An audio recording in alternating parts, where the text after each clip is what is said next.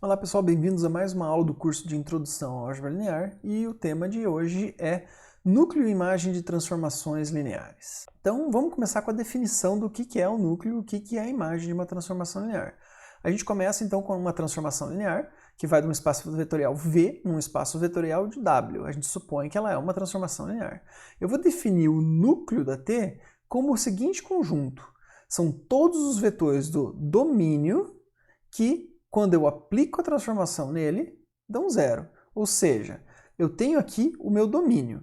Vamos fazer aqui um diagrama aqui esquemático para poder entender o que significa o núcleo. Eu tenho o meu conjunto domínio e eu tenho o meu conjunto contradomínio. Nesse conjunto do domínio, eu tenho um subconjunto, que são todos os elementos que são mandados pela função no zero do contradomínio. Esse subconjunto é o que eu vou chamar de núcleo da minha transformação linear. Por outro lado, eu vou ter o seguinte, a imagem da transformação T é o conjunto dado por todos os elementos do contradomínio que são imagem de algum elemento do domínio. Ou seja, de volta, eu tenho o meu domínio, eu tenho o meu contradomínio e eu tenho todos os elementos que pertencem a V. Se eu pegar cada um desses elementos aqui e aplicar a T, eles vão cair aqui do outro lado dentro da W. Então aplica T em todos os vetores de V. Vai formar um subconjunto aqui em W. Esse subconjunto é a imagem da T.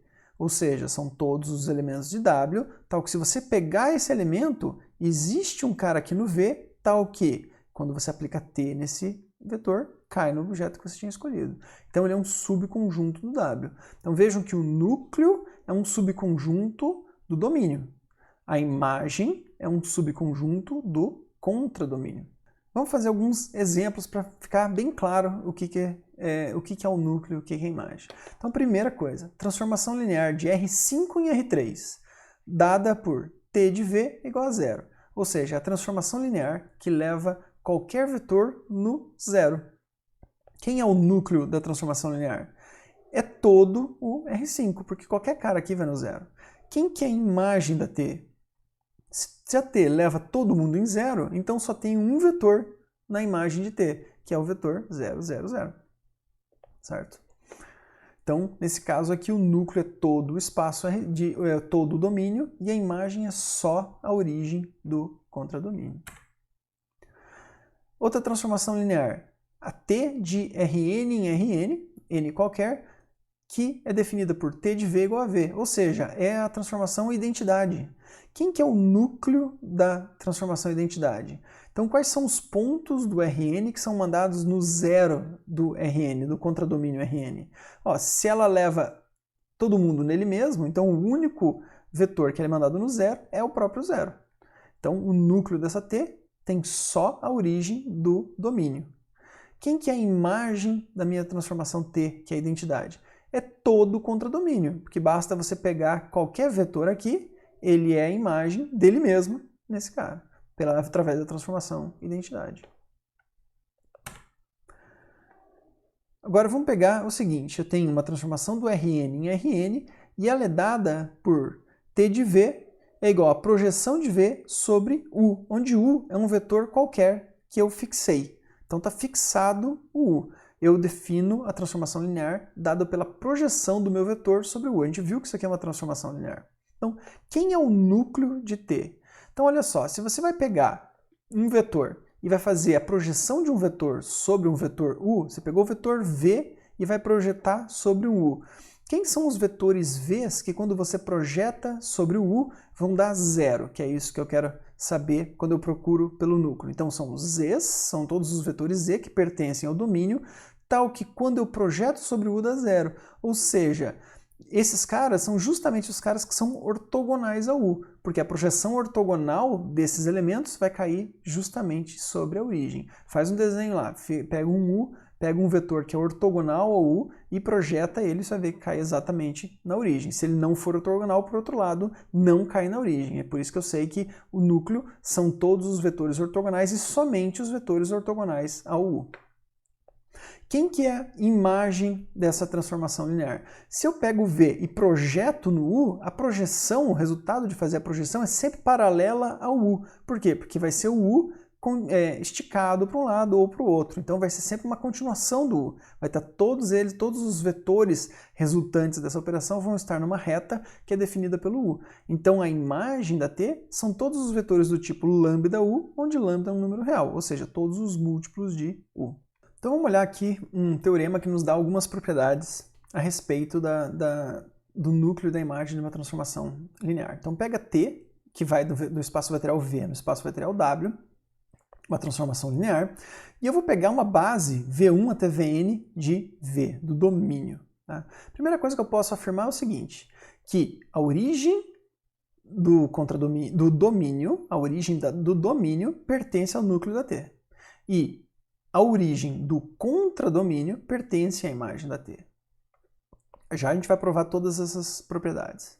Segunda propriedade, a imagem da T ela é o espaço gerado pelos vetores que você encontra aplicando a T na base do V. Terceira propriedade. A imagem de T é um subespaço vetorial de W. Ele é a gente sabia que ele era um conjunto de W, agora eu estou afirmando que ele é um subespaço vetorial, não só um subconjunto.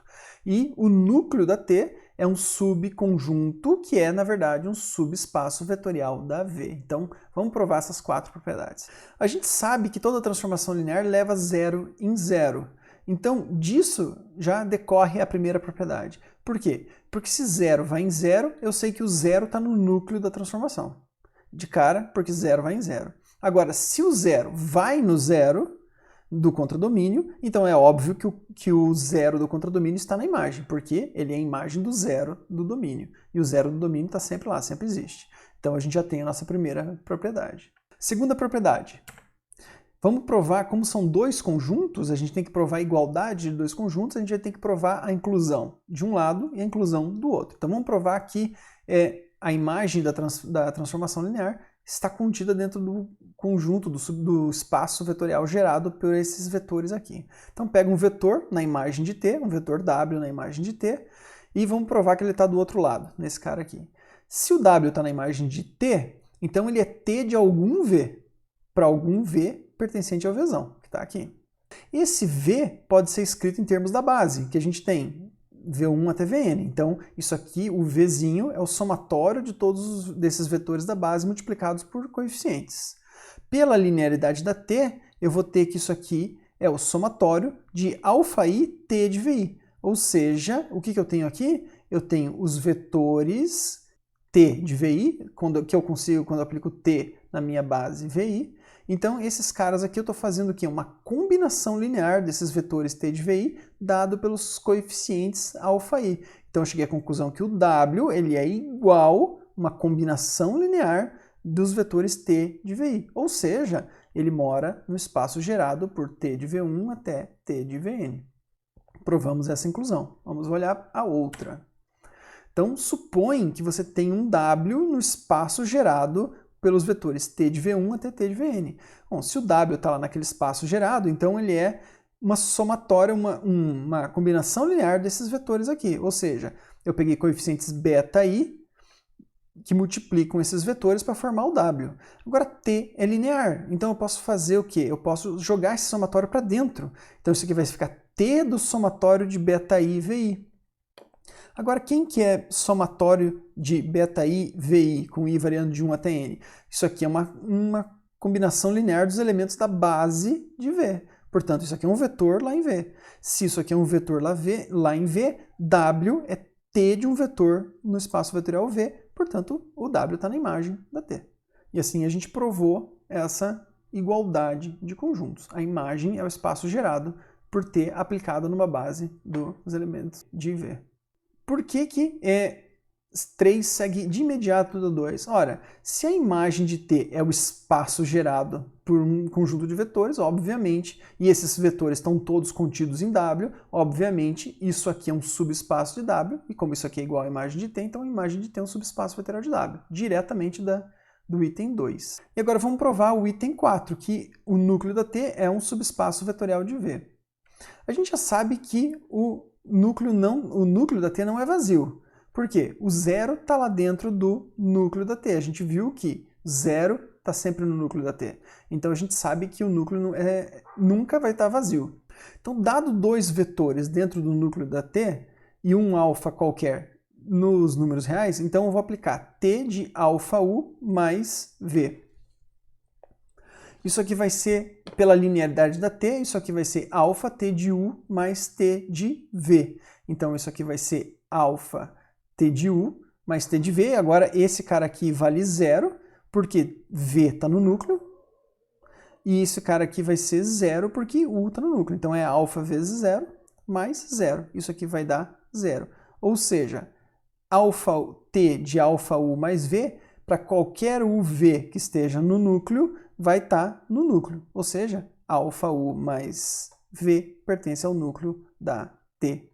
Então, a ideia aqui é provar que o núcleo é fechado para soma e multiplicação por escalar. É isso que a gente está fazendo nessa linha. Então, se eu pegar e fizer uma combinação desses dois elementos, isso aqui eu estou fazendo alfa U mais V, porque assim eu consigo provar a soma e a multiplicação por escalar numa mesma operação. Se T de alfa U mais V der zero, significa que isso aqui é verdade para qualquer U e V no núcleo e qualquer alfa em R. Portanto, esses caras estão sempre no núcleo e eu provo que o núcleo é um subespaço vetorial. Então vamos olhar mais um exemplo. Veja essa transformação. T, que sai do R4, chega no R3 e é dada por essa expressão. T de xyzw é 2x, y mais z. Então, pega um vetor de 4 coordenadas e devolve um vetor de 2 coordenadas. Vamos encontrar o núcleo e a imagem dessa transformação. Se o xyzw pertence ao núcleo da T, isso aqui vai ser equivalente a dizer que T de xyzw é 0, 0. Por quê? Porque eu estou falando que esse vetor xyzw retorna 0. Isso significa estar no núcleo, certo? Então vamos olhar agora o que isso é equivalente ao quê? Agora, T de xyzw é 2x, y mais e. Então, isso aqui tem que ser igual a 0, 0. Agora, montando um sistema linear, 2x igual a 0, y mais e igual a 0, o que a gente tem? A gente sabe, então, que se um vetor está no núcleo, um vetor vai estar no núcleo da T, se somente se o x for 0 e o y for igual a menos e. Veja que aqui o w desapareceu, então o w pode ser qualquer coisa. Então, como que a gente vê isso? A gente sabe que xyzw tem que ser igual a um vetor onde o x é 0, o y tem que valer menos e, o z vale z e o w vale w. Então isso aqui é a mesma coisa que pegar e decompor agora, a gente pode pegar esse vetor aqui e decompor em dois pedaços, como a soma de dois vetores. Z vezes 0 menos 1, 0, basta você pegar e fatorar o z. Na verdade, eu estou escrevendo primeiro como a soma de dois vetores, um vetor que é 0 menos e, z, 0, e outro que é 0, 0, 0, w, e depois tirando as variáveis para fora do vetor. Então vai ficar z vezes 0 menos 1, 1, 0, mais w vezes 0, 0, 0, 1. Então, olha só, o que isso aqui está dizendo é que um vetor pertence ao núcleo da T, se e somente se esse vetor se escreve dessa forma aqui. Ele é a combinação linear dos vetores 0, menos 1, 1, 0 e 0, 0, 0, 1. Então a gente sabe que isso aqui está querendo dizer para a gente o quê? Que o núcleo é o espaço gerado por esses dois vetores aqui. Vejam que z e w pode ser qualquer número. Então você pode escolher qualquer número para z, qualquer número para w. E dessa forma sempre vai estar no núcleo. Ou seja, isso aqui é exatamente uma combinação linear desses dois vetores. Por isso que eu digo que o núcleo da T é justamente o espaço gerado por esses dois vetores aqui. E agora quem que é a imagem? A imagem é só aplicar T numa base do espaço de saída. Então T de 1, 0, 0, 0, T de 0, 1, 0, 0, T de 0, 0, 1, 0, T de 0, 0, 0, 1. Aplica T nesses quatro caras. Você vai chegar nesses vetores que estão aqui. É lógico que o espaço gerado por todos esses vetores é a mesma coisa que o espaço gerado por esses dois vetores. Porque o zero não ajuda em nada, não gera nada, e esses dois vetores estão repetidos. Então, o espaço gerado por dois vetores repetidos é a mesma coisa que tirar um deles vai dar na mesma. Então, o espaço gerado por esses dois caras é o espaço gerado por 2, 0, 0, 1, que é, na verdade, o próprio R2. Isso aqui é uma base do R2, então ele gera o próprio R2. Então, dado que a gente já sabe agora o que é o núcleo, que é a imagem, e a gente sabe que o núcleo e a imagem são subespaços vetoriais, eu posso olhar para a dimensão desses dois subespaços. A dimensão do núcleo de uma transformação linear eu vou chamar de nulidade, a dimensão do núcleo. E a dimensão da imagem é chamado de posto. Então, posto é a dimensão da imagem, que é um subespaço do contradomínio, e a nulidade é a dimensão do núcleo, que é um subespaço do domínio. Uma observação interessante aqui é a seguinte, que se você tem uma matriz M por N, a gente viu que a gente pode definir uma transformação linear usando essa matriz. Basta fazer isso que está aqui, pega um vetor e multiplica pela matriz. Isso a gente já viu uma transformação linear.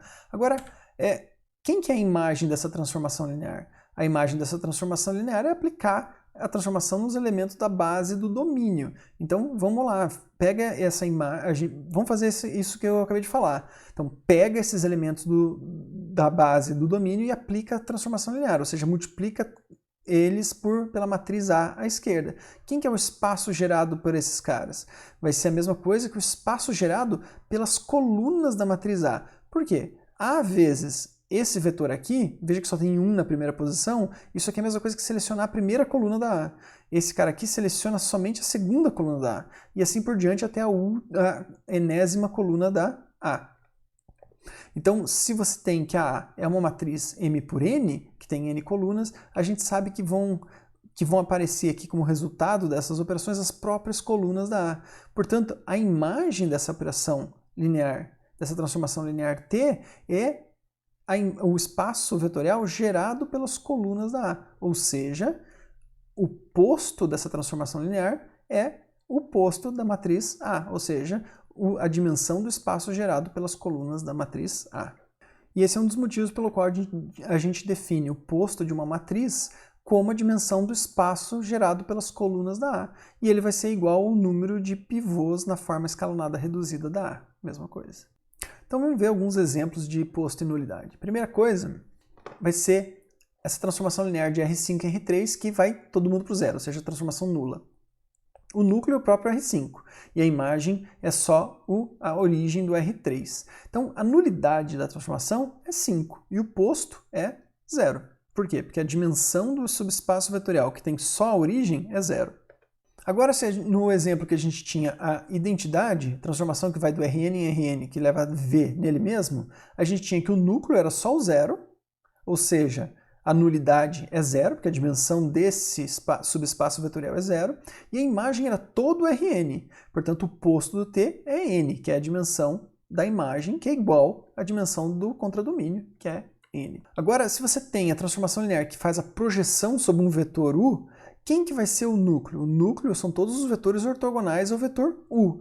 Então, esse conjunto de todos os vetores que são ortogonais a um dado vetor é um subespaço vetorial de dimensão n-1, certo? Porque você tem um hiperplano de vetores que são ortogonais a um vetor dado qualquer. Pensa que o vetor U é o vetor normal do teu plano, onde esse plano é uma coisa de n-1 dimensões. E no caso, quem que vai ser a imagem? A gente viu que a imagem são todos os múltiplos do U. Se o U é diferente de 0, então a gente tem que a dimensão desse conjunto, desse subespaço vetorial, é 1. No caso da transformação linear de R4 para R2, que a gente viu agora há pouco, x, y, zw, que leva em 2x, y mais z, a gente viu que o núcleo é o espaço gerado por esses dois vetores, e, portanto, como esses dois vetores aqui são linearmente independentes, a gente sabe que a dimensão desse subespaço é 2, a nulidade é 2. E, como a gente sabe que a imagem desse cara era o próprio R2, a gente sabe que o posto de T é 2. Agora, uma coisa interessante acontece aqui. Olha só esses números que a gente deixou aqui grifados, aqui, que estão em destaque. Veja que aqui eu tenho nulidade 5, posto 0. A dimensão do conjunto de saída, do espaço vetorial de saída, é 5. Aqui a gente tem que a nulidade é 0 e o posto é n. A dimensão do espaço de saída é n. Aqui eu tenho que a nulidade é n-1 e o posto é 1. A dimensão do espaço de saída é n. Aqui a nulidade é 2 e o posto é 2. A dimensão do espaço de saída é 4. 2 mais 2. Parece que há um padrão aqui acontecendo. Será que isso é verdade mesmo ou será que é só uma coincidência? É verdade, isso aqui se chama teorema do núcleo da imagem. Então o que o teorema do núcleo da imagem diz? Isso é um teorema muito interessante, ele dá uma ideia bem legal da geometria das transformações lineares. O que elas fazem com os espaços vetoriais? Então se você tem dois espaços vetoriais, V e W, e uma transformação linear que vai de V em W, a gente tem que, é sempre verdade, que a dimensão do espaço de saída é igual à dimensão do núcleo mais a dimensão da imagem, ou seja, a gente tem a nulidade mais o oposto. Tá? Então esse é o teorema do núcleo da imagem. Vamos tentar provar esse negócio. Então eu vou fazer o seguinte, eu vou pegar e vou começar da seguinte forma. Eu vou pegar uma base do núcleo da transformação linear. Eu tenho a minha transformação linear T, ela vai de V em W, então ela tem um núcleo, seja lá qual esse núcleo for. Pode ser o núcleo dela, vai ser, na pior das hipóteses, um conjunto que só tem o zero, e na melhor das hipóteses vai ser todo o espaço, ou alguma coisa, algum subespaço vetorial intermediário entre esses dois caras. O fato é que eu vou ter um conjunto de elementos lá dentro. Eu vou chamar esses vetores de V1 até Vk. Só uma pequena ressalva. Se o núcleo da tua transformação linear for trivial, ou seja, só tem o zero no núcleo da tua transformação linear, então eu vou supor que esse conjunto aqui está vazio, não tem ninguém. Mas o resto do raciocínio se mantém o mesmo. Então, uma vez que você tem aqui o V1 até Vk como base do núcleo da transformação, eu vou completar uma base até conseguir uma base do V. Veja o que eu estou querendo dizer com isso. Eu tenho que o núcleo da transformação linear ele é um subconjunto, um subespaço vetorial de V. Então, esses vetores que estão aqui, V1 até Vk, também estão em V, obviamente, porque ele é um subconjunto. Só que sozinhos eles não formam uma base do V. Por quê? Tem mais coisas no V além desse subespaço vetorial, tem mais coisas lá dentro. Então eu posso escolher um conjunto de vetores de k mais 1 até Vk mais 1 até Vn, de forma que esse conjunto todo seja linearmente independente. Eu vou lá e vou escolhendo vetores até encontrar um conjunto de n menos k vetores, né, que são esses caras que estão aqui, que juntos com esse aqui, quando eu uno com esse conjunto anterior, formam uma base do V. Isso é sempre possível fazer. Dado um subconjunto Li, eu posso completar ele até virar uma base. Lógico que esses vetores de V1 até Vk são Lis, porque eu estou supondo que eles sejam uma base do núcleo de T. Então, eu tinha um subconjunto linearmente independente e eu vou adicionando vetores, sempre mantendo esse conjunto resultante linearmente independentes, até que eu consigo n vetores, que é a dimensão do V, e eu consegui uma base. Então, se eu conseguir esses n vetores, eu consegui a base do V. O meu objetivo é provar que, se eu aplicar T nesses vetores de Vk mais 1 até Tvn, esse conjunto resultante é uma base da imagem de T. Se eu conseguir provar isso, eu consigo provar o teorema. Por quê? Porque eu teria k elementos no núcleo e eu teria n menos k elementos na base da imagem. Então, k mais n menos k vai dar n. Ou seja, a dimensão da imagem mais a dimensão do núcleo seria a própria dimensão do V, certo? Então, meu objetivo é mostrar que isso aqui é uma base da imagem. Para mostrar que isso aqui é uma base da imagem, eu tenho que mostrar que isso aqui é Li e que eles geram a imagem da T. Então, vamos ver por que o B, esse conjunto que eu chamei de B aqui, gera a imagem de T. A gente viu agora há pouco que, se você pegar um conjunto que é uma base do domínio e aplicar a transformação linear em todos os elementos da base desse domínio, o resultado é um conjunto que gera a imagem, certo? Que gera a imagem. Não necessariamente ele é Li, mas gera a imagem. Agora, olha só. Então, eu peguei o V1 até Vn, que são todos esses vetores da base do N, onde um pedaço é a base do núcleo e o resto é o que eu usei para completar. Então, se eu gerar o espaço gerado por todos esses vetores aqui, ele é exatamente igual ao espaço gerado por somente esses vetores. Por quê? Porque T de V1 até T de Vk é zero, porque V1 até Vk estão no núcleo. Então, a imagem de T é o espaço gerado por esses vetores que estão aqui.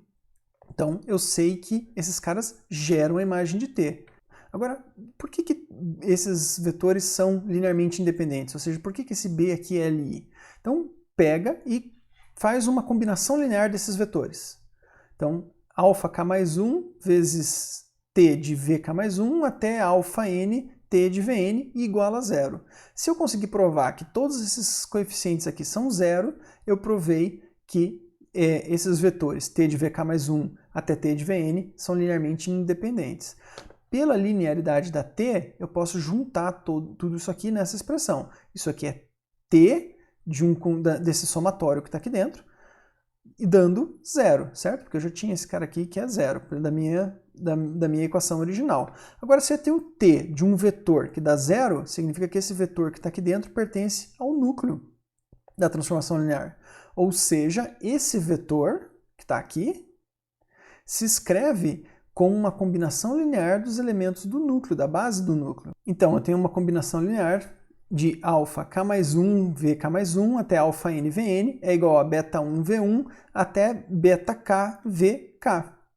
Passando esses termos aqui para o outro lado e organizando, colocando na ordem, o que eu vou ter? Eu vou ter aqui beta 1 v1, na verdade eu passei esses aqui para direita e reorganizei, né? Porque esses caras aqui continuam positivos. Então, beta 1 v1 até beta k vk menos alfa k mais 1 vk mais 1 menos alfa n vn. Ou seja, agora eu tenho uma combinação linear de vetores v1 até vn que está dando zero. Isso aqui eu completei para ser uma base de V. Portanto, isso aqui é linearmente independente. Se isso aqui é um conjunto de vetores linearmente independentes e eu fiz uma combinação linear desses caras que dá zero, eu sei que esses coeficientes são todos zero. Ou seja, o beta i vale zero para todo i e o alfa j vale zero para todo j. Então, todos os alfas e betas aqui são zero.